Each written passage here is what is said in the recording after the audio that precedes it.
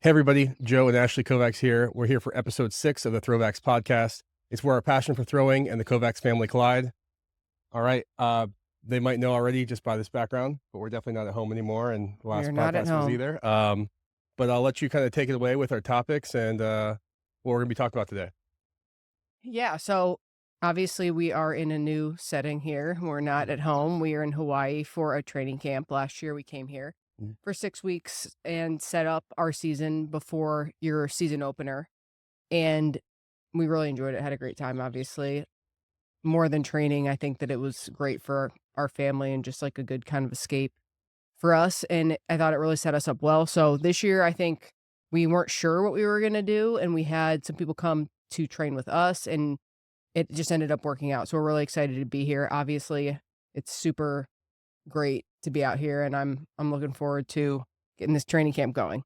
Yeah, I think this is cool. This is, last year was the first year we did it. And for anybody listening, I had some really amazing opportunities early in my career to, I got to go to the Olympic Training Center out, I'm a Pennsylvania kid. So to go to live in San Diego is pretty amazing, especially to train there. But I always had this envy of Vestine would bring his global throws group down there and they would come out to train.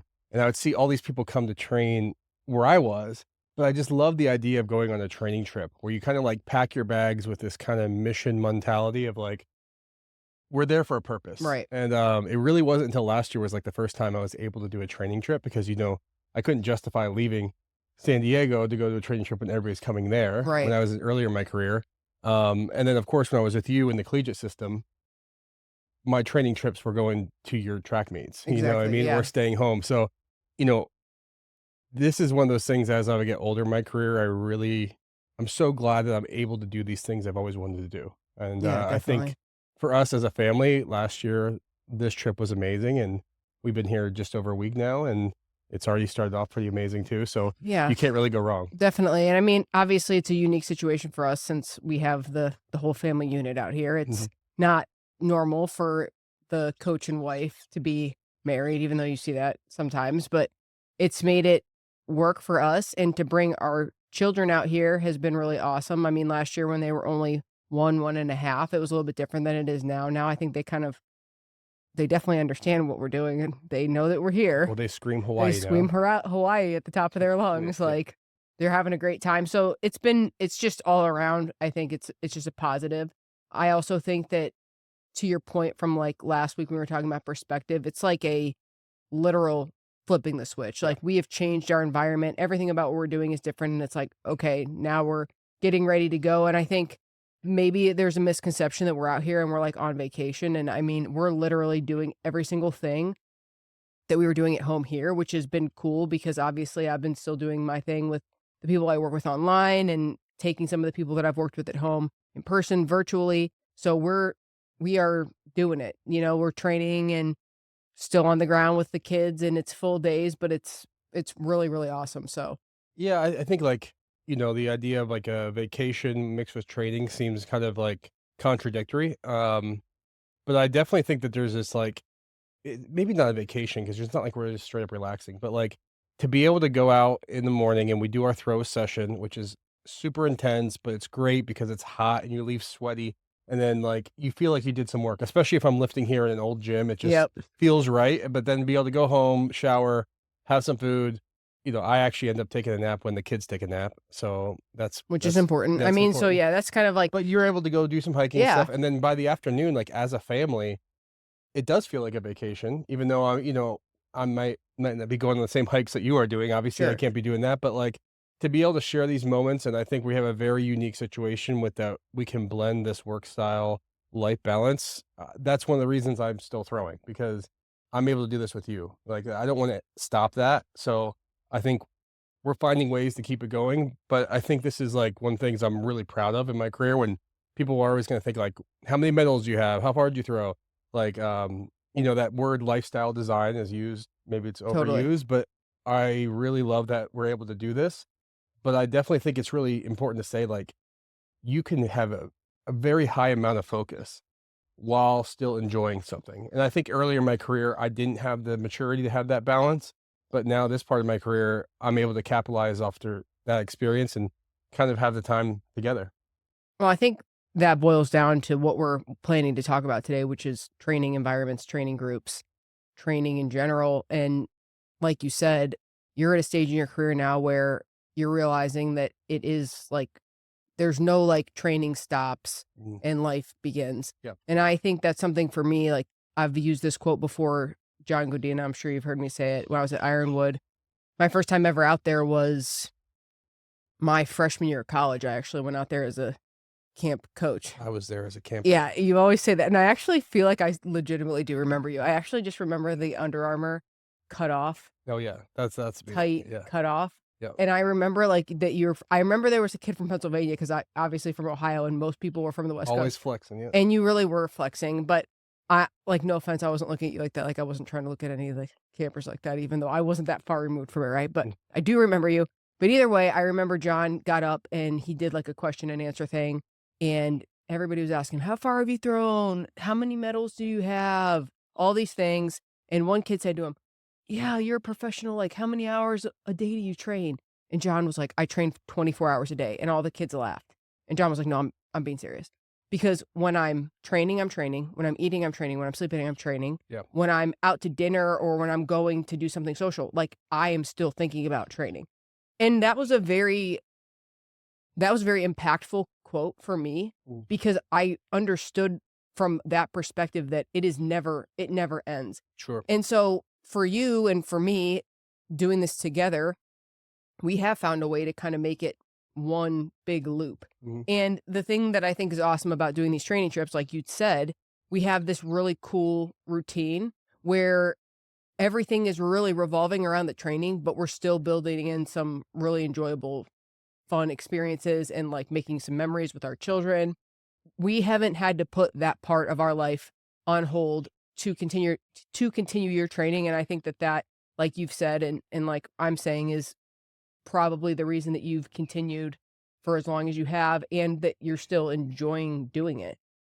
Yeah, I think this is, you know, last time we talked about perspective, but this is one of those things of maturity in the sport of, like, what I enjoyed when I was 2015 world champion versus what I enjoy now after 8 medals and all that kinda stuff, it's completely different of what motivates me and what gets me excited and where, I obviously still wanna throw far. I like, the thing that keeps me motivated is being able to capitalize on my abilities that I don't think I have yet, right? And being able to, like, "Hey, if, like, I know I can do X, then I should be able to find a way to do that." And, like, even though we've been close and things have been good, and I certainly don't have a bad streak of a career, but, like, I still want that, but I also don't wanna give this up. Right. And I think, when I think about, like, the opportunity cost of, like, okay, I could go get I call it a normal job. I know that's not the nice way of saying it, but it is a normal job of a 9 to 5 or whatever I'd be doing in sales or outside of this in real estate. It would be taking away this lifestyle of being able to do the intense training, which is work, as well as spend time with my family. And of course, when the season comes, I'm gonna have to get on a plane and not see you Right. guys for a couple of days or a couple of weeks that I have to go to Europe and make some money. But that's part of the job. But while I have these moments in this time, I'm gonna capitalize on them as much as I can. Well, it's just also important to realize that you are home all day. Like, Yeah. I don't have any friends where their husbands are home and they're home. Like, I have some friends that their husbands stay at home and they work. Obviously, not as many as the other way around, Mhm. but you're there all day with us. So it makes it really unique. It makes it really fun. But at the end of the day, we're out here to train, and that's definitely happening. So I guess that to start this off, and we're talking about training groups. Earlier in your career, like you said, you were at the Olympic Training Center. Even before that, while you were in college, you had a really good training partner. Why don't you start off by just telling us, what do you think that the most impactful training group you've ever been a part of was? Why and what characteristics were made up in that group that impacted you? Most important, I feel like, is probably the next group, right? And I think that's the mentality you have to have. But, like, definitely in, like, my young years in college, like, I like having my trading partner, Blake Eaton, and we were the same year, and there was always this dynamic, he was on the full ride, I wasn't, but I kinda threw farther than him and what like, we almost threw the exact same in high school, but obviously he was bigger, so I was always told that he had more potential because of it. But we were really good friends, so it was never this, like, dynamic where I took it against him, but I did always wanna try to prove that, like, just because somebody's taller doesn't mean I don't have the potential. Because I heard that my entire career, "You don't have potential, you're too short." So, when I had him and I kinda stopped viewing him as I never viewed him as an enemy, right? But I viewed it as, like, I was just trying to prove that I was better than Blake, but I started to use Blake as we're making each other better. We had a huge jump in both of our careers. And I think having somebody that's, like, in the trenches from you is one of the most invaluable things as an Right. athlete, and he was a big help for me, and then, of course, my last 2 years, Ryan Whiting came back from Arizona State. He's from Pennsylvania originally. We had the same club coach, Glenn Thompson. So, like, I kinda knew of Ryan, but he was kind of more of this legendary figure who was successful, and so, like, it was like, "Oh my gosh, Ryan's coming to train here." Right. And, like, that's what Ryan was when he came here, he just trained.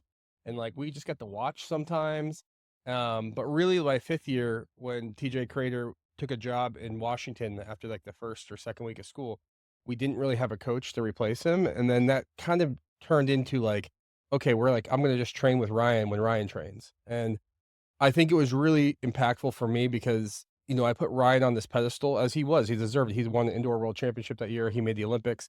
But like, I got to see how an elite person trained, which I think was an interesting thing because there's so many people like, I just assumed Ryan threw 22 meters all the time, like I said last week. And like, I got to see Ryan like in the trenches, in the weight room, and like throw terrible, and I could beat him at practice, and it was just like, "Well, how's that possible?" Right? But, like, I got to see the struggle, I got to see what it takes to get to those highs, and I think that perspective in that training environment, especially with Blake and I on this kind of like he knew he was done after that, I thought I was completely done after college, that was gonna be my last meet, and we had the Olympic trials in 2012. I felt like all of us were on this kind of a mission to kind of end right. Blake wanted to end his senior or he was done with eligibility, but he wanted to end his shot put career right.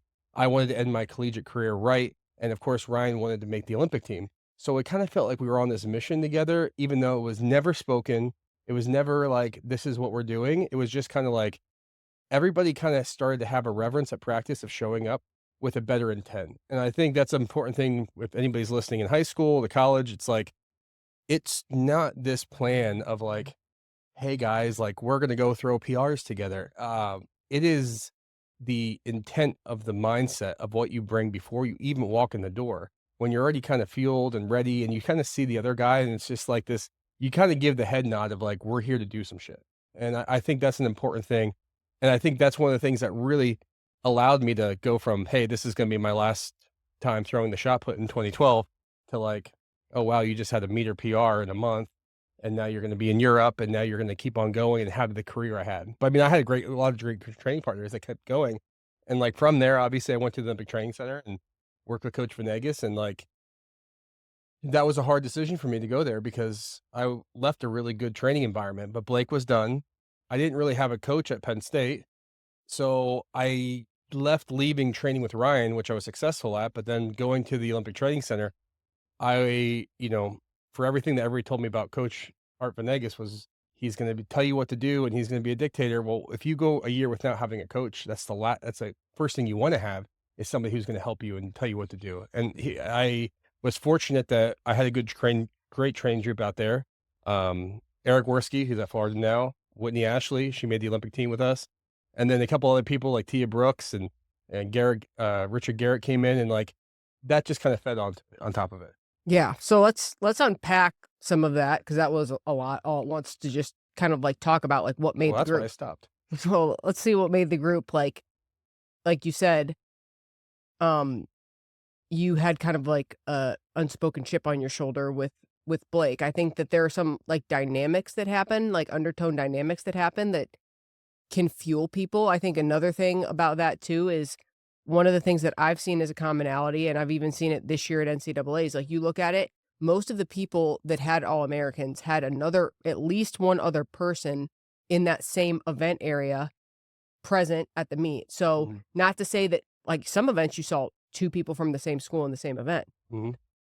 Then if you don't see that, you'd at least see like a male shot putter and a female shot putter. Like there's usually going to be more than one person from that school in that event area represented at the championship.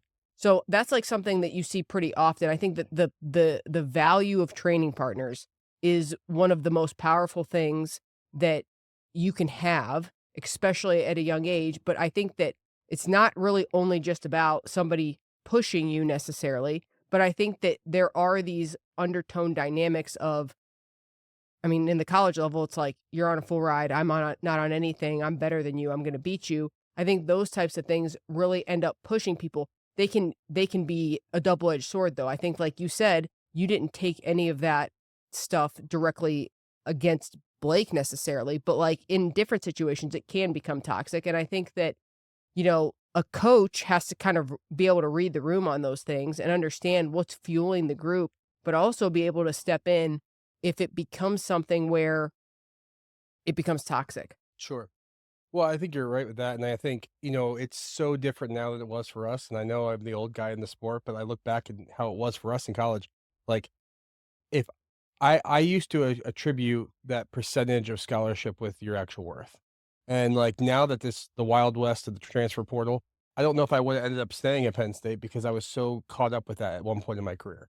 But because I kinda was forced to I kinda guarantee you would have not stayed at Oh, I guarantee Penn 'cause I State. tried to leave multiple times because of that, because I had that resentment of Well, because the thing about it now is, like, exactly what you said, your percentage of scholarship equals your worth, yeah, quote unquote, equals your worth. Well, it kind of does in some ways in terms of like you can quantify your value to a team numerically, meaning if you go to NCAAs and you score 7 points, that should be worth a full ride at most places. What is 7 points worth to most schools, sure. right? And so you actually do know your worth. And I think that, again, that's one of the things about track and field that makes it awesome. But also, it's people are starting to leverage their market value. And it's the same as anything else with a job or anything, and, like, we've had this conversation a million times. If I'm at a job and I'm making $85,000 Mhm. and another school offers me $150,000 to go do the exact same thing, if I stay at my job making $85,000, even though I think my market value is higher, my market value is what I accept, the That's what you're saying. 85,000. Yeah. So it's the same thing. If you're on 10% Yeah. and you accept making 10% as your scholarship, then that's what you're worth. Yeah, and that's exactly how I felt, right? Right. And and there was a point I got third at NCAAs and not much changed. So that's for sure. If there was a transfer pro back then, I would not have graduated from Penn State. But I'm thankful that I went through those experiences because it kind of shaped my mindset to what it is now. But like it is such a different circumstance now versus what it was then because For you better can or for leverage. worse, Yeah, like, I you think that there are some bad things about transfer culture, I think that you can just dip set every time that things aren't going well, and I think that that's not necessarily great, but I do think that in some ways, these athletes are now able to kinda, like, hold the institution's feet to the fire a little bit and be like, "Listen, I know what my value is. If you're not going to pay me, someone else will." yeah, And you know what? At the end of the day, I think that's a really good thing because if you're working at any job and you know what your value is and you say, I know I'm in sales and I bring in this much money for the company, and you're not paying me the type of commission that I think I could be getting here, here, here, or here, you're either going to pay me the way that I need to be paid, that's appropriate for the market value of what I'm doing in my job, mhm, or else I'm going to go somewhere else. yeah, And I think that that's a great lesson to learn about just like in general how like business works. Like it is business. sure. And so I think it's hard because you can't the team building and the loyalty and all this and that. But if the institution's going to treat you the way that they quote unquote should be treating you, right? And there's not all these things coming into play, like the politics of like how the program wants to be run. We want to have more, jumpers, or we want to have more distance runners or sprinters or whatever the case is. And it's all equal. Like, how many points can you score for this team? That's going to be how we're going to reward you monetarily for your scholarship. I think that that makes a lot of sense. And that type of treatment from the top down, I think sincerely, deeply affects the energy of the training group. Well, for sure. Then obviously you did this as a coach when you would have, we don't have to get into the details, but you've had girls who were super successful. They did what they needed to do at the championships and were still not rewarded for it. And somebody else who didn't was. And like when you have those circumstances, it's tough as a coach. Now, I think things are way different now, especially with, now that could be all the way up to 45 scholarships. It's going to change. The game's changing so quickly. I don't know if everybody's even has their feet underneath them because it's happening so fast, but that dynamic, even though it might not be the same of what we're talking about for it was 12.6 scholarships for me, it's still Which is there. also insane. Like, let's just say let's just make that point. 12.6 scholarships, you have more events than you do scholarships. It's insane. Like, it's not good. It's just not ever going to be good on the men's side when you have 12.6 scholarships. In terms of people are going to be underpaid. The entire team is underpaid, quote unquote. There's not enough. There's too many mouths to feed. There's just not enough. The denominator is too small. Right. And so now that the scholarships and everything's changing, it's going to help out a lot. But I will say, like, will transfer culture affect the training group environment? Most places, absolutely, because you're not, like you said, in the trenches from the ground of walking in as a freshman. And I've said this on this podcast before. There's nothing more humbling than being a freshman boy, throwing a mile with the 12, being the king of the world, most popular, coolest guy in your high school, football king, throwing king, and you come to college, stop playing football, you're going to the 16-pound shot, and you're just watching that ball just like drop at 40 feet. Like, there's nothing more humbling than that. But if you come in with a bunch of other dudes that are going through that same thing with you, it makes it a lot easier, right? So I think that it's tough, and obviously, like, not being in the college game anymore, I never really dealt with transfer culture. So I didn't really have that quote unquote problem. Like, I didn't really have a bunch of people leaving my program, but when people graduated, it changed the group every time. And that was always hard. Like, the week of Jesse Owens laying on the couch crying when all the boys are graduating. No, I know you went through that. And it's also like the hardest thing for you, especially as a coach, like when you're not able to reload. And when we talk about culture, one of the things that, it would frustrate you, and I agree with it, is just there's a point where you wish as a coach you could have your graduating senior 5th year kind of mold the culture for your new freshman, sophomore, and you kind of keep that going, because it is the worst thing when you have, I don't want to speak for you, but I know this is the truth. It's like when you get that culture, you get that mindset, and then like everybody graduates, and it's just like, well, like you just said, it's like you really hope that there's enough trickle down. And as a coach, you have to almost demand that the older athletes are instilling that mindset, culture, behavior on the younger ones. And there's a point where as a coach, you have to kind of step back and let the older people run the room a little bit and have a voice. You have to give them the authority to speak and to help them instill your message, or else it's gone when they're graduated. And that's the thing, like, you'll see sometimes when a coach leaves, like, you'll see the culture stick for maybe a year or two, and then you see it fade out and the culture changes back, because the people that were under the coach that had been there the majority of the time that they were there, they learned from them. They're trying to run the room like that. And then by the time they graduate out, the new coaches kind of take over their mindset, their cultures, and it changes, it shifts. Like, when I look at Kentucky, for example, like, it's not how it was when I was at UK. Like, I don't know anything about what they do, how they do it. Doesn't mean it was better or worse when I was there, but it's not the same. Obviously, my coach isn't there anymore. If my coach was, it would probably look a lot more similar. But even if you look at like an example of like a storied coach, like a John Smith at Ole Miss, it's like John's athletes now, John's athletes when he was at SIU, John's athletes when he was at Ohio State. There's a certain look, there's a certain energy, there's a certain attitude that it ebbs and flows as times change, but that the attitude and mentality of the people that he coaches in his groups is similar. Yeah, I think you see that with like obviously you said story coach like a John Smith, and even if you think like a Don Babbitt who had like a lot of success over the years, it's like there is a look that's not just technical. There's a look of the body, the mindset. But I also think it's like that's why you see these coaches like a John or an Art or Don Babbitt. You have these names that like when something good happens for one of their athletes, you're not shocked, right? When you obviously Blue Trick, like when Blue Trick gets another national champion and does something, you're not shocked because there's a lot more than just even just technical to go what you said and to go back to what you were saying before. You look at the point I made about training partners, and they show up, and you have it's very rare to have one person from one school. It's usually like there's a crew of people from this school, there's a little crew from this school, a little crew from this school. Well, you won't go on to talk about going out to Olympic Training Center and think about the people that you were out there with and the people that you knew out there that have become college coaches. Obviously, you trained with Eric Worski, who's over at Florida now. And then you start looking at the people that have influenced the coaches. So Coach Venegas, who has all of these coaches that he has influenced that are now running the NCAA, essentially, right? And even to look at somebody like me, for example, who was influenced by John Smith, had a certain level of influence from Art, from you, and I have Doug Reynolds, my college coach, Judd Logan.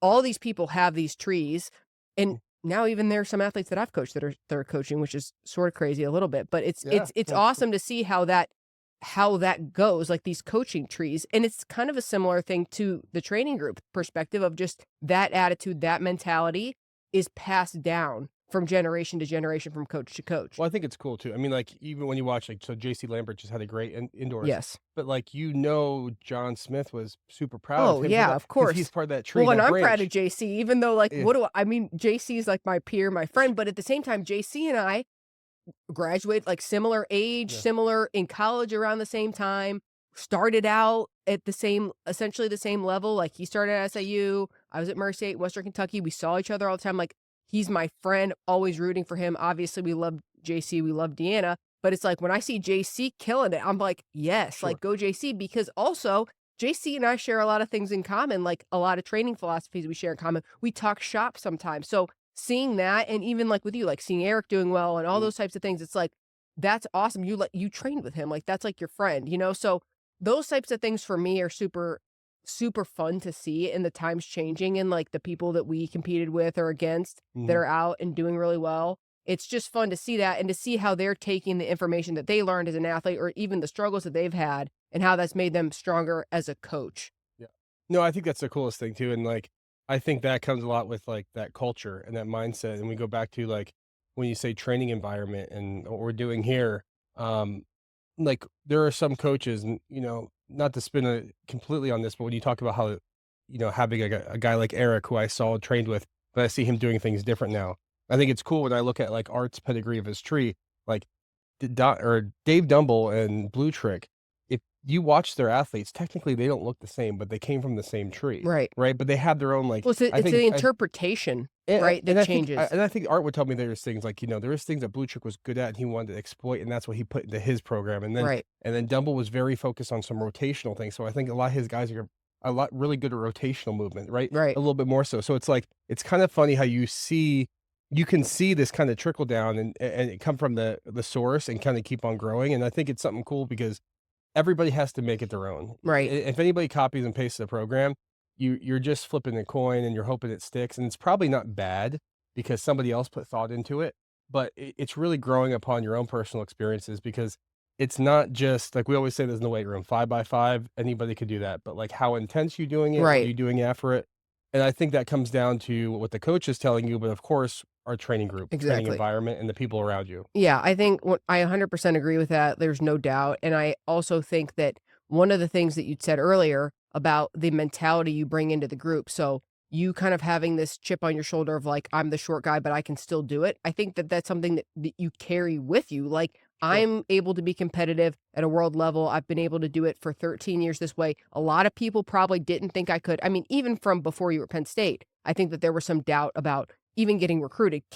Are you even worth recruiting? Which is mean to say, but that had come up for you, right? Sure. In recruiting, like, maybe you're not cut out for this, or you're not Well, Division I. I was told Sure. that too. So, And I mean, and that's good for people to hear, because I think that everybody would probably just assume that you had this path paved out for you, and you really didn't. I mean, in all reality, No, I like, was it told by wasn't some glorious. really good coaches to stick to school. Yeah. Like, you probably don't have that much potential. I mean, and to just like, not to offend anybody, but at the same time, I think now you realize, if I was at a Power 4, now they're Power 4, and there was a 55, 56-foot junior that was 5'11" and looking to come to my school, you are an outlier. You were like the 1% that made it. Most people don't, right? So you are an anomaly, but you found a way and continue to find a way to kind of like keep proving that you can. And I think that that's like a slogan and a mantra that you've carried with you for the last 15 years, more, maybe close to honestly 20 years. You've been having that attitude. So it's like, when we talk about a group or the influence you have on a training group, that is a chip on your shoulder that kind of shapes the way that you act in training. Yeah. I have the same thing. Like, some of the things that I think I did poorly as an athlete, I will never let my athletes make that mistake. So some of the things that I did wrong, got in my own way, like, let myself get caught up with the wrong things, wasn't focused on the right things at the right time. Like, that is what I'm the best at now, because I learned my lesson and now I have to teach it the right way so they don't go down that path. And I think that that's something that if you're a good coach, you kind of have these things that, like, I'll tell you one thing, they're never going to have a problem with. It's the thing that I struggled with the most. Yeah, I mean, I think that's something important to say too when you think about coaches and like adapting it to yourself. Like when you Exactly. see about these coaches who, oh, they didn't do exactly what their old coach taught them, but it's those things that they, for you, it's like you wish you were held to this standard for Exactly. X, Y, and Z, and now that has become maybe your mantra for Right. some things because you're so hypersensitive to the things that you wish Exactly. that you did better or somebody held you accountable Yeah, that's to. a good way to say it. The hypersensitive to those things that were wrong. Yeah. And so I think the next topic to touch on with the training group thing is how you think a coach can influence the group when there is someone in the group that is kind of like bringing in bad energy. Like, for example, like we've all seen this before and we've probably all been there before. I 100% have been the person kicking and, being, now I know, childish about a bad practice or just throwing a fit when things aren't going well, which is easy to do. I mean, quite honestly, I've seen just about every single professional that I have ever been around go through moments like that. Sure. And it's very natural. And it takes a lot of self-control to not do that, right? I've seen you do it. I've obviously said I've done it. I've seen a lot of really, really good people at really high levels before major championships having bad practices and quietly kicking the can, whatever it is. What do you think that does in a group environment? And how do you think that a coach needs to intervene in those types of situations? Well, I think it's obviously very different, the different stages you're at, whether you're a young freshman collegiate to a professional like myself, but like everybody flails 2 weeks before everything. That's just how it is at the professional level. When you would have indoor Big Tens, you and Sade would start fighting each other. Like you didn't have to even tell me what time of year. Gladly. It was just like there was this dynamic that it was like clockwork. Like we're 2 weeks out. It gets the tension's fire, and everybody's different. Hey, but we still did it. We still got it done though. You got it done though, but like at the same time, like with her, it was that. With other people, it's another thing. And like for me, I had those same things, and obviously trying to get better at them. But I think like as a coach, like if you're in charge of the mass, it's like you got to keep the ship moving. Yeah, but you also have to be. To me, it comes down to checking these people, discipline, and I think that's something that we talked about. We talked about this without saying it. What makes the training group good? Routine, ritual, respect, discipline, meaning you don't just act any old way. However you're feeling, you don't get to just act however you're feeling. Right. And another thing that I've learned over the years is the more you show that you're having an issue, the more you're giving away and you're making yourself vulnerable. So the last thing that we would ever want to do is show that we're sweating, even if we are, especially in front of competition. Like that'd be like if you're fighting somebody, like, are you going to try to show them, oh, let me lift up my shirt and show you I have stitches right here. Don't shoot me or kick me there, please. Like, you don't do that. It's just, it makes absolutely no sense. I see it happen, like watching warm-ups at a major, the competition warm-up outside the track. I mean, you can see and smell blood in the water so easily. And it's like, you shouldn't be able to. You really shouldn't be able to. I will say, I think the men are a little bit better at kind of like a poker face, because I do think there's like an ego about it that's like, oh, I'm good, I'm good, I'm good. And the women, you can, like, they're not going to front as much when it comes to stuff. So when the women are having an issue, you can kind of see it on their face a little bit differently. Now, I'm not trying to generalize, but like, that's something I've seen. I've seen the girls warm up outside the stadium, and I can already tell you who's making the team and who's not. I mean, it's one of those things you can see. And it's obviously not everyone, but generally, I think that the men do a little bit.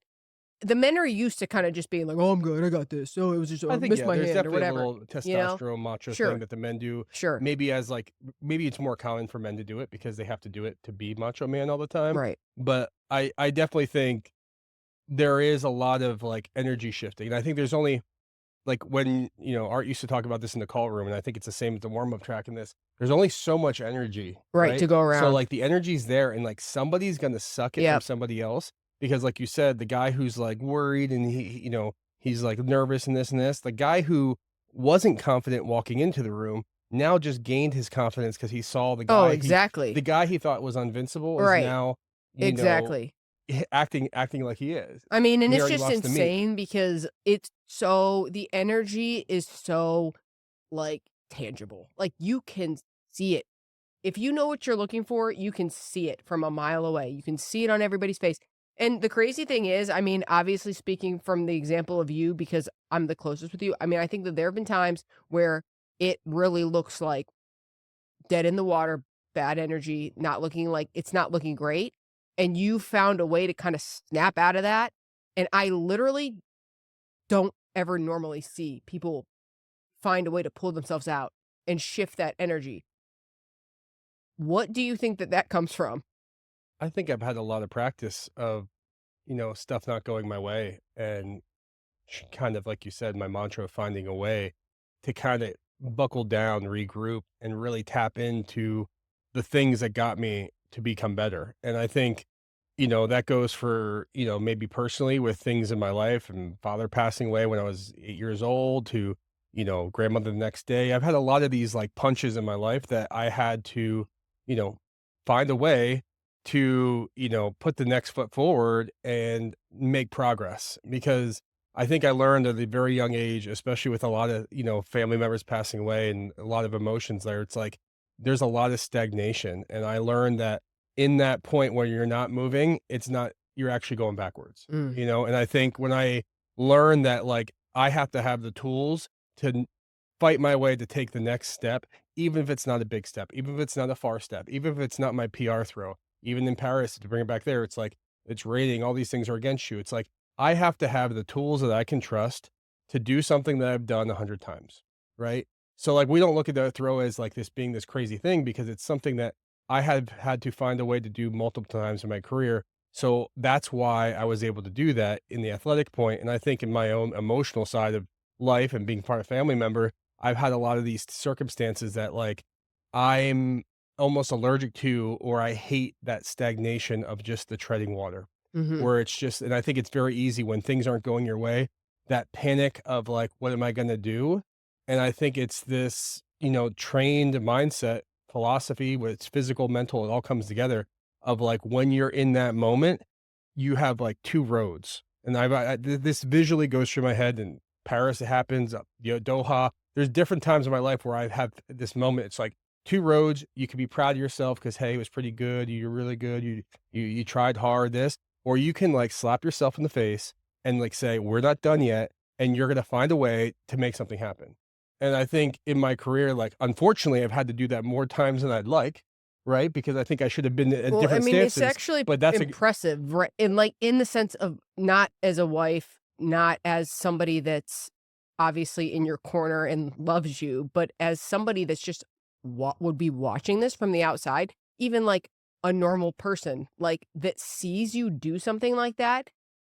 I just feel like it is so hard to like the way I see it is like people get in this I've talked about this before where people like it's almost like the meat's going on and you're not in the meat. Like these people, it looks like you have this veil over your eyes and you yeah, just deer in the headlights. deer in the headlights and you see it with all these people like they have this glazed look on their face like they're just like it's like shell Yeah. shocked, right? And then all of a sudden it's like you just like those smelling salts and you just like woke up and just like rage out. And I think that that is something like you said that is a trained behavior. And I think a lot of different things that go into it, right? Like you said, like some things from your past, some emotional things that you're able to kind of like flip the switch. But there has to have been a point where you realized you could do that. Yeah, I think I think it's like this ability to kind of, flip the switch, you call it that way, or that little bit of like maybe it resonates me being like a wrestler or the fighters. This Mhm. kind of thing. Like I always view myself, and this is probably, I view myself that I could be the guy in the boxing match that got beat up all the rounds. But it's the last round and I'm on the ground and they're counting to 10 and I truly believe that I can get up and knock the other guy out.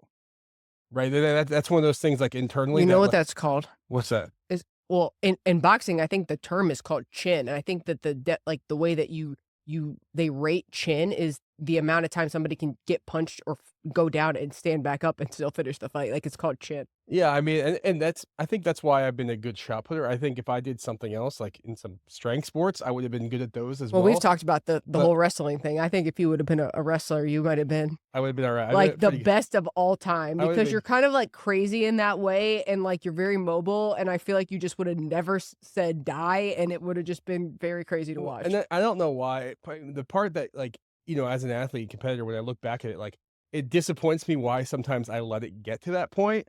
But like when it does get to that point, I almost have a comfort of like, like I like the backs against the wall sometimes, right? And it's bad because I don't want to procrastinate, put things, but when things need to happen, like I am very proud of myself that I know I make them happen, right? I have a really good track record of making it happen. And maybe I've exploited that in some ways in my career, but like that mentality and that kind of like, you know, F you underdog kind of like, you feel spent and you're going to get up and give it all you got. And like, not just all you got, you're gonna win. Because the effort thing to me is like, I gave 100%. I don't believe that. It's either you did it or you didn't. And I think that mindset is a very, very powerful one, but it's definitely trained and has some of it is trained nothing to do with the shot put or the weight room. Well, I mean, if we're listening to the whole podcast from the very beginning, like this is the mantra from the jump. Yeah. Right? In terms of how you felt in high school, how you felt in college. And I think that it's very important to understand where your fuel comes from. Yep. And I don't think it's something, I think that I've talked about this of having a staff meeting and the coaches are in the staff meeting and they're talking about this athlete. Oh yeah, this athlete, they're crazy and this and that. And I'm just sitting there like not saying anything. And somebody says, what do you think? Like you look like you have something to say. And I was like, I don't know what you guys are trying to do around here. Like, are we in the business of trying to quote unquote fix people's crazy? Like, let them do what they do. Like, let them use their energy. Your job is to direct it, right? Don't try to fix it. Yeah. Direct it. Like, no one's fixing that emotional pain body that you've carried for all the things that have happened. And everybody has their own. Like, yours is obviously a extremely unique, very emotional story, right? Other people have other stories. Everybody has a story. Everybody gets their fuel internally from something. Somebody told me I couldn't. Somebody told me this thing that hurt my feelings. I failed when I knew I could have done better. Whatever your story is, I don't think that the right thing to do is to ignore your story or try to push it down or push it away. Being self-actualized is being able to look at what's happened and understand how it's affected you and keep going in spite of that. It can be something that happened that is really sad, but it doesn't have to be something that keeps pulling you down. It can actually be something that's propelling you forward. And I think that your story and your example is a great interpretation and a great example of that. Yeah, I mean, and thanks for saying that. I mean, I think it's one of those things like I don't really ever think about or put into words. But, when you have these moments of clarity and especially have somebody showing you the mirror and all these things and like you think about that, it's like there are things that like I will be 1,000 times ever more proud of that have nothing to do with the medal, right? And obviously family and this and that, but like the moments of like the find a way moments for me, that's what I take my most pride in because those are the ones that like, again, it comes to that crossroads in my head and it's just like, there's so many times I know there's a huge part in like the chip on the shoulder, the devil, the angel, whatever it's going to be. There's somebody just saying you did a good job. Yeah. And like, I just like the pat on the back, like you've had a good career. Yeah. You can sit down now, and like taking you out to pasture. And it's so hard to not just like, it's probably good because it's just like, oh, if my family still loves me, who cares? Like if I win the Olympics, get a gold medal, get this, like I'm still going home to mow the lawn and hang out with the family. Like my life doesn't change. Like marginally, there's not that much difference for me to change, right? But like how I view my mindset, that and how my mind propels me to do better, that I'm going to carry with me more than any medal that I have because most of them are just sitting in a cardboard box or like throw in my pocket. Like those don't mean, sounds bad, anything as much as the mindset and the experience and it's the moment, the pushing through. Yeah, and like you said, it's not about the medal; it's about the moment. Yep. And I think that even as an example of Paris, it's like, did you win the Olympics? No. Did you win in that moment? Yes, you won from where you were to where you ended up, like, it was a winning moment. Your round 6 throw was a winning effort. Sure. And it doesn't have to always I think everything is so binary. Everything is like, I won or I lost. And I do like that about the sport, but it's also the thing about the sport that makes it a little bit brutal. Like, you could have like, if you're a basketball player, you could have the game of your life, more rebounds, more points than you've ever had before, and your team loses and you still lost, but you had a great game. Yeah. And people recognize that. And I think that for this sport, because everything is place 1, 2, 3, 4, 5, whatever it is, it's like you only see it as this binary thing. Did I win? Did I lose? But there are so many winning moments that Sure. don't come along with a gold medal. And I think that in my career as a coach, like if you ask me right now, some of my proudest moments that I ever had, you wouldn't even know the athlete's name. Like you wouldn't even remember them. If you know me or any of the athletes I had at Ohio State or Vanderbilt or even before that, some of my proudest moments, they were not remarkable performances, but the moment was won Yeah. because of all the things that happened in training, all the things building up to that, all the things that they overcame and where they ended up. That is like the glory of sport, you know? And I think that that's something that when you go back and tell somebody's story, you tell it in the moments. You don't tell it from the results. Yeah, that's important to say because I mean, like when you say that, I know thinking of Kate and all these Of girls, course. but like these girls who are girls or guys who like Max, who like were just Exactly. put the work in and did it the right way, and it's almost like like you think of them like if they were you're proud of them, and I don't remember what they even threw. You know what I No, mean? But like no, it doesn't even matter. It was like all that they did for the group, all the work they put in, the changes that they made, fighting through the struggle. And that's the whole thing. It's overcoming struggle. but I always think this when we go back to the whole topic talking about training groups. It's like I don't think you have the success with Sade if you don't have You don't. the work ethic of a Of Kate. Kate in that No. group. I don't think you have Nick or JC who pushes and throws over the 20-meter barrier, gets a championship without the Zadella and the Maxes. And like I don't think I have, in the beginning part of my career, I don't think I have the structure without having, especially because If I you only didn't saw have a Blake and you lose a coach, well, okay, even you've had like 3 coach changes in college. If Mhm. you don't have Blake with you, Yeah. you're not sitting here right now. Right. And there's no other way to say it. 100%. And it's like legitimately, if you didn't have Blake, you would not be here right now with me 1,000%. because at the end of the day, you did not have accountability to anything else at a point but that guy Yep. because he's your training partner. Yep. And it's like the thing Louis Simmons said to me, like there's nothing more important than training partners. Nothing, nothing, nothing. And that's obviously that's a powerlifting gym, but it's the same thing. Like team is team, training partners are training partners. You know my favorite training partner quote from Louis? Hmm. Run with the lame, develop a limp. Mhm. It's hilarious. I think it's funny, but it's so true. It's like the mentality of the group, you're going to adopt it. So it's basically you run with people that have a limp, like, oh, I can't do it. This is hard. This sucks. Complaining, whatever. Then you adopt that attitude because that's your training group. Now, in the same way, you are with a bunch of guys who are like, all right, let's go, let's go, let's go. We don't have a coach here. Coaching change. We're all by ourselves. It's like you could have skipped out. But you don't do that because you guys are pushing each other. You're accountable to him. He's accountable to you. And then look what you guys were able to do in your 5th year. Well, I think that's one thing when you talk about like culture and environment, why that is like it's the thing that you can't easily measure when you talk about like, oh, what does the coach do in the weight room? What do they do in this? And you can kind of put them on paper, but like, there's that Jesse Iser, he like lived with David Goggins for like Yeah. so many months, right? But like while he did there, he like dropped all this weight, got in shape. It really was just because you're surrounding yourself with somebody who wants it more than you. And I think that's a great thing. We talk about that success in, people's income. Like you talk about your 5 best friends, Yep. if you take the average of their income, it's probably really close, plus or Exactly. minus 5% of Yep. your income. So I mean, like that's why people are trying to strive Well, to it's like high back to the achievers company and high you keep. earners. Like, Yeah. like it's that simple. Everyone knows that. And I think that's why it's important to be selective Mhm. about the type of people that you're surrounding yourself with. And like there are certain people on a team that if I saw a young kid getting close to that person or that attitude, I would be like, that is not what I'd like to see. Now, in the same way, you see a freshman gravitating towards somebody that you're like, this kid does everything right. You're like, okay, that makes me feel good because I know that that's a proper influence, Yeah. And I think that it's really important for everybody to understand Mhm. that if we're not all holding ourselves to a standard of discipline, it's not going to be what it could be. Cool.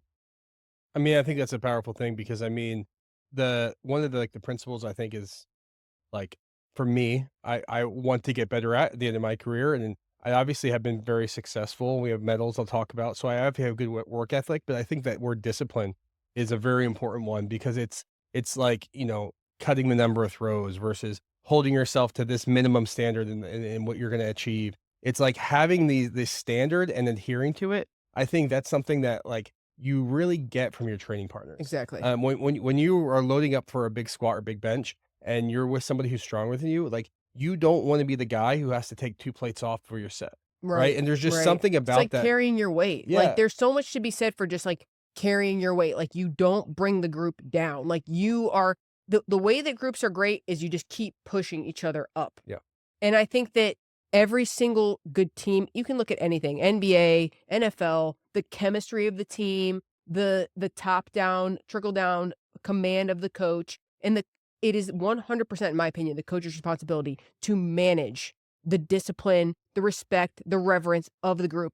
And you are accountable as the coach to make sure that people are in position to be able to perform effectively because they have proper structure. If the whole group is just running wild all the time, like you need to be looking at the coach. Like if it's just sloppy madness at practice, that's the coach. And like some of the best coaches that I've ever seen, I think Coach Venegas is a great example of this. He made it reverent. There's discipline, there's structure.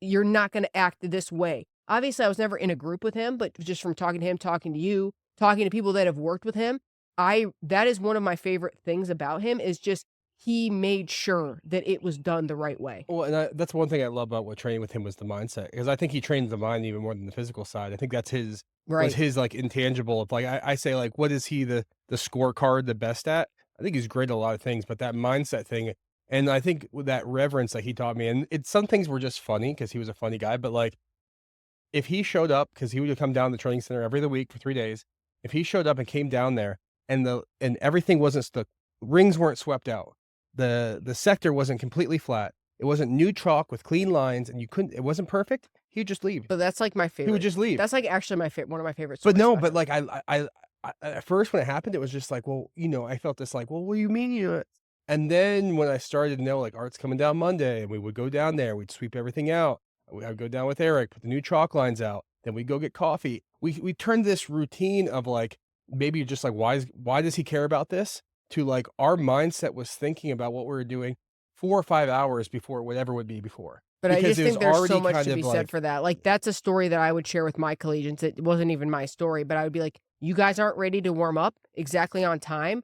Well, when Joe was at the Olympic Training Center with Coach Venegas, if the lines weren't painted perfectly, they didn't practice. Like the day just did not start. and one thing I love with him, and you can't always do it with facilities, but, like, if we had enough room, I think I would keep this mantra, and if coaches have enough room, like, the ring is for the throwing, right? So, like, we never took, like, a warm-up throw on the side that was we did that all outside the ring, right? Right. Because the second we stepped in the ring, there was that reverence and mentality of, like, all Respect right, it. this is it, right? Yep. But, like, if I was on the side and I was warming my hand up, or I did a 3-step, or even if I wanna do, like, an easy stand throw to open something up, like, you do that on the side, but the second you got in that ring, you had this kind of mindset about it that, you were there to do something. Yeah. And then maybe, like, people might think, "Oh, that's extreme, this can't do this," but I think these little tiny things that, like, really Well, there's an give. aura about it though. Yeah. It's like that sense of respect for what you're doing sets the stage of like we're here to it's like again, Purpose. you bring it back to the same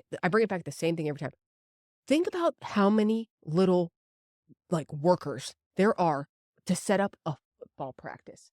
Now, what do you think a head coach of a football team would do if they walked out there and the cones weren't set up right or the balls weren't what they needed to be? It's like it's unheard of. Yep. It's unheard of. But yet we'll go out there and just slop around, not have a broom, not have a towel, not have things lined up, and we'll practice mess around for 30 minutes before the day even starts. Like that's the stuff I'm talking about. And so like coaches that demand it to be reverent, I really respect. And that was something as a college coach that I really liked to try to do. I think it helped the group understand, hey, collectively, we're all here for a purpose. This is serious. Let's go. Like, period. Well, I think that comes down to, like, for me, and this is probably even before this, like, I always had this maybe called, like, organization, or, like, but this reverence of, like, these are our tools for our craft, right? Like the painter who puts the colors away the way they want Exactly. to. Like, even at Penn State, like, inside there's a little cubby hole shed there. I built all the stuff that they're shot puts are on. Like I built that when I was in school because I wanted it, right? Right. Because we had reverence for Right. that. When I went to the training center, we built a lot of things that they use there now. The indoor ring, I built that. And then of course when we went to, Ohio State, I definitely I cleaned out your shed. There was some disgusting Yeah, things I in don't there. clean out the shed, but yeah, you did that. But like that's important to me, not just to keep things tidy and clean, but it's just like I love having the respect for the tools that when you go in there, I wish, whether it's color coding the 15s, the 14s, the 16s, or this color, I love having a system that makes it, it has a standard where you're not just like looking at a piece of rust and saying like this. Exactly. It not to say that's a wrong thing to do if that's just where you're at, but I love having the preparation part of it maybe has nothing to do with throwing, but it keeps It my does mindset though, because I think. I think one of the problems we have with rowing, and I think overall culturally as a sport, is like it's not very professional around. And I think one thing I've tried to do my entire career is to treat it as a profession and be as professional as I can be. From having the equipment I use to what I'm trying to do to the standard I hold myself in. Like hold yourself as professional because it can turn really easily like, hey, you can be in the Yeah, backyard just it's just throwing like and a hoping, right? right, and I And hate that that's so much. and I hate that so much that I deliberately have stayed away from those environments as much as I Well, and could. I think that's why we've been so protective about our own environment. Yeah. And I think people kind of realize that, like, if we wanted to have a ton of people around us, I'm sure that we probably could get some people around us, but we're very, very, very, very selective about who we let in our bubble because it affects everybody. Yeah. So if you're going to be around us, it's got to be the right attitude. And the people that have been closest to us in training have done pretty well for themselves when they kind of adopt the system.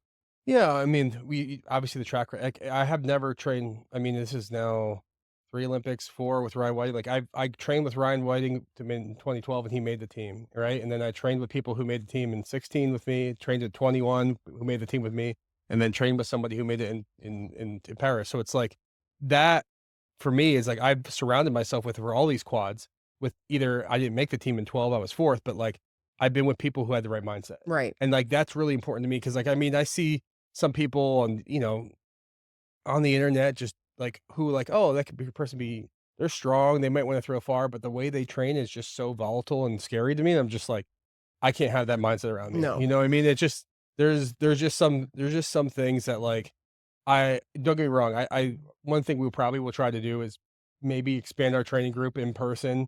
We have some things coming down the Yeah, line we we're working definitely on. have some plans for that, but again, it's going to be very So, vetted and selective, and it's not to be mean, it's just it has to be right. If it's not right, it's wrong, and we're at a point where you're so far along, like there's a huge benefit for people just being around you. yeah. And that's not being cocky to say that. It's just anybody that's had the type of success over the long amount of time that you have a lot to offer. There's a lot of benefit to being, I think, around us at this point in your career. So it's going to be pretty selective, but I think it would be fun to add more people to the group. I think for me personally as a coach, like I'm hoping that at some point in my career, I can coach another medalist, a world medalist, an Olympic medalist. That's somebody that's not my husband, like I think that would be a cool thing to add to the resume and a fun thing to help somebody achieve. So, I mean, I think in general, like to bring this back home, the training environment really affects the training group. Mhm. The training group really affects people's ability to perform. And like we said, you see it at NCAAs, these people that are on teams that have a good culture and they have multiple people at NCAAs. And then they have the standard that they're not going to just go there and show up. They're going to go there and be an All-American. That's why you see these people coming home with hardware that are all in the same group. And I think that there's a ton to be said for that. I think also you see a thing where no one shows up from that team and then no one leaves with any medals or any trophies. And I think it can go both ways, but there's something super, super, super powerful about having the right people around you and having a coach that understands how to create and build culture. No, I think that's spot on with that. And I think the training environment is obviously super intertwined with the same thing of culture, right? And culture is obviously set.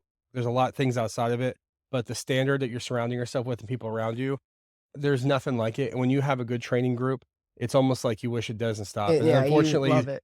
things have to happen and life moves on and people Right. move on in their careers and But stuff like that's that. where you look back and like the good old days, right? Oh, Like, for sure. I mean, we all have that like those moments you're thinking about, like, man, that stretch of training for those 3 months at that one place was like the best ever. Like I can think of some times in the college groups that I've had, like where the training was just like exactly what you want. And then you see where that training was and then what it did for them during the season. And so those are the really fun times, I think, about being on a team and having good people around you. So yeah, I think that's a great I thing. think it's funny when you say out of the team, and like as we wrap up, I think myself, it's like we are an individual sport, right? But like I will never, ever, ever think. I mean, I think people know this about me. Like I will never say it had anything to do with me, right? Because everything around me was I couldn't do it without. Like I can't do what I'm doing now without you. I couldn't do it without the guidance when I came out with art. I was throwing far before art, but I didn't know how to do it. Right? I Right. didn't know how to become a champion. He taught me Right. that mentality. I Exactly. had my training partners I had to that point. Like you said, without Blake, I wouldn't be here 100% without him. Without I mean, Eric, I'm the same for me. I couldn't Like hold myself to that all the standard. coaches that have helped me along the way, like even like even like the person that showed me how to do something in high school, the middle school coach that showed me, like spent 20 minutes with, it's like that's the cool thing about this journey. It's like you wouldn't be here without that person, then I wouldn't be here without that person. It's like you keep climbing the ladder, and Judd would call those people oracles, like light givers, or people that illuminate your path farther than you can see. And then the oracles are the people that like those people that like, oh my gosh, this legendary person that's going to mentor me and tell me what to do. And I think that, like, as an example, like Coach Venegas is an oracle, like John Smith. It's like these people that are just like larger than life, that are kind of just like, this is how you do it. And then you listen to them and it like unlocks this whole level for you. So there's a certain amount of respect that you pay along the way of your journey to the people that have been there for you to like propel you to the next level. Yeah. And I think that for us, especially at this point in our careers, like me as a coach, you as an athlete, it's like there have been so many of those figures for us. We could sit down and make a list of that we would not be here without. I wouldn't be here without this person, that person, this person, that person. Obviously, the support from our families, our parents, all those types of things. But that's the thing that makes the journey super, super cool. And that's the thing that makes you grateful for the path that you're on. Yeah, no, I mean, you said it perfectly. And I think, obviously as we wrap up here, I think we're kind of ending on a thank you to all the people who helped us get to this 100%. point. I mean, Because every single person that's been there, it's not, and like, I think of the person I think of when I think about like this type of thing is like a Deanna Price, who is like the most giving. She's like, it's not about me, it's about all of us, like carries her community on her back, from her hometown, from SIU, every single person. And I think that in a way, everyone kind of feels that way of like, I know I would not have the things I have. I would not be the person I am. I would not have been afforded the opportunities that I've had without every single person that's been along my path. And I think just like to me, coaches don't get enough credit.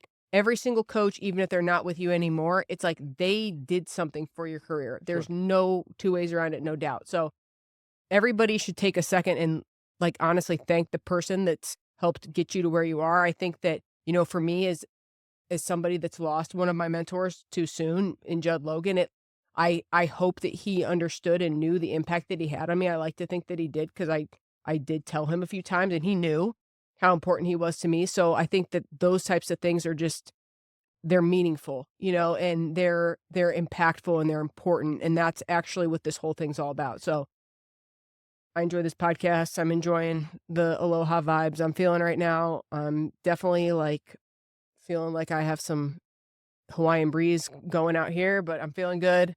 Training's going well. And yeah, we have more to come. More to come. We're excited to bring you guys more. Again, if you guys want to keep DMing Ashley with the different topics, I know she's going to put one of those things up there. You guys message. We're excited to bring more to you guys. I think as we have grown this podcast and you guys have listened, first of all, thank you. Click subscribe, because we're excited to bring out some new stuff coming up once we get over that threshold. But I think we're really excited to bring you guys our story that have helped us to get to this point, because hopefully it can help you guys. I think that's really what this is all about. Well, we're realizing now, I mean, as I stayed bunkered down the line, my career, and then Ashley was obviously in the collegiate system where you really can't have that voice. And now we're excited to kind of open up this voice, not just to kind of put ourselves up there, but to hopefully bring some people along the way at the last stage of my career. And then hopefully, whether it's the beginning, the middle, or even the end of your career, if anything can help you push through those moments, and of course, find a way to push through those tough times. But thank you guys for watching. This is the THROvacs Podcast with Ashley and Joe Kovacs. THROvacs, we're our passion for throwing, and the Kovacs family Clyde. I'm getting better at that. Yeah, good one.